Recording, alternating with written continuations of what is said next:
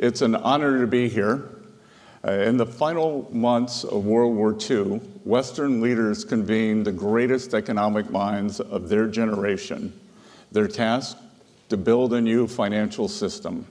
At a quiet resort high up in the mountains of New Hampshire, they laid the foundation for Pax Americana. The architects of Bretton Woods recognized that a global economy required global coordination. To encourage that coordination, they created the IMF and the World Bank. These twin institutions were born after a period of intense geopolitical and economic volatility. The purpose of the IMF and the World Bank was to better align national interest with international order, thereby bringing stability to an unstable world. In short, their purpose was to restore and preserve balance.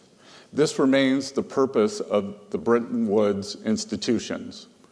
Yet everywhere we look across the international system today, we see imbalance. The good news, it doesn't have to be this way. My goal this morning is to outline a blueprint to restore equilibrium to the global financial system and the institutions designed to uphold it. I have spent the bulk of my career from the outside looking in on financial policy circles. Now I am on the inside looking out.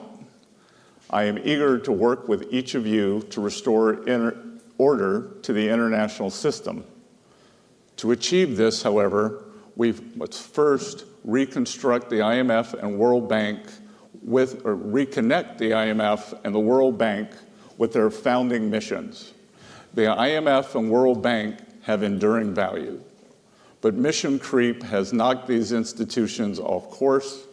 We must enact key reforms to ensure the Bretton Woods institutions are serving their stakeholders, not the other way around.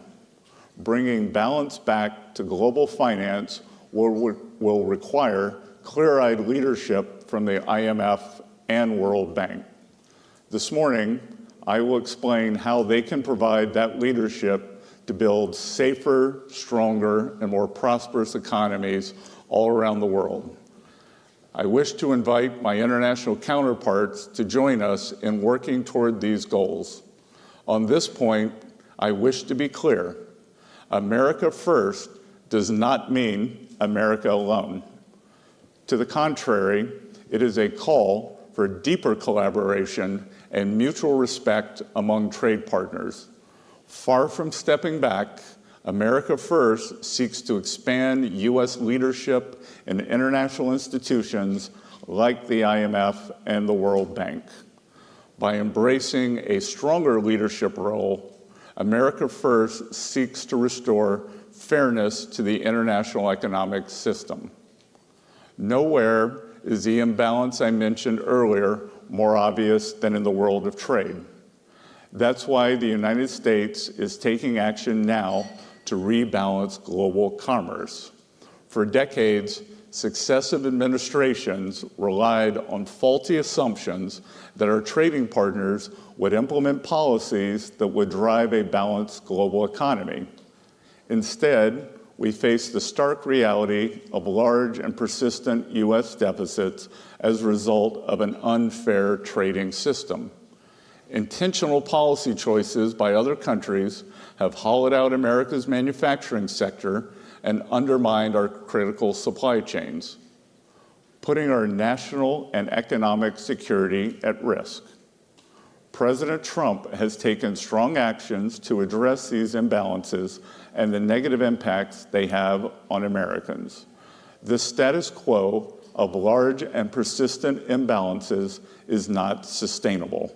It is not sustainable for the United States, and ultimately, it is not sustainable for other economies. Now, I know sustainability is a popular term around here, but I'm not talking about climate change or carbon footprints. I'm talking about economic and financial stability, the kind of sustainability that raises standards of living and keeps markets afloat. International financial institutions must be singularly focused on upholding this kind of sustainability if they are to succeed in their missions. In response to President Trump's tariff announcements, more than 100 countries have approached us, wanting to help rebalance global trade. These countries have responded openly and positively to the President's actions to create a more balanced international system. We are engaged in meaningful discussions and look forward to talking with others.